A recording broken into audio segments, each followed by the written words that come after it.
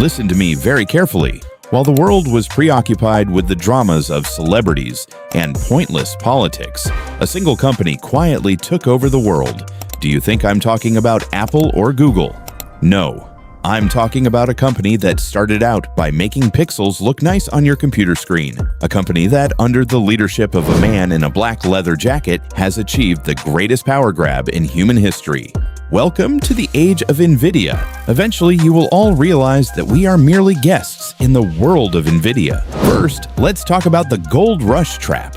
Everyone remembers the gold rush from history books. Thousands of people rushed to California to get rich. But do you know who got the money?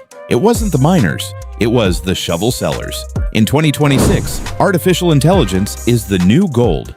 Every government, every bank, and every tech giant is desperate to win the AI race. But here's the catch. You can't build artificial intelligence without specialized chips. And there's only one store in town selling the best shovels: Nvidia.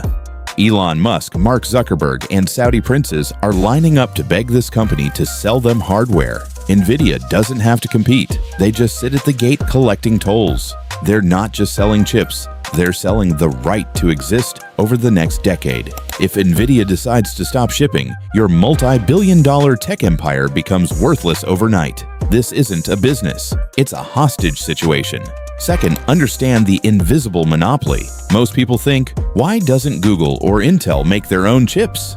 Sounds easy, right? Wrong. Nvidia did something incredibly clever. They didn't just make hardware, they developed a secret language called CUDA. For 15 years, they made sure every AI researcher and every coder in the world learned their language. Now, even if another company makes a chip that's twice as fast, it doesn't matter, because all the world's software is written in Nvidia's language. It's like trying to replace English with a better version. You can't do it. They locked the doors, changed the locks, and kept the only key for themselves. While competitors focused on making faster processors, Nvidia was building the digital prison humanity now inhabits. This is the kind of long-term move that isn't taught in university. Third, let's look at the infinite price tag. Nvidia sells chips that cost almost nothing to produce for $40,000. In a normal world, people would call this fraud. In the new world, we call it a monopoly. They created a situation where demand is so high that price no longer matters.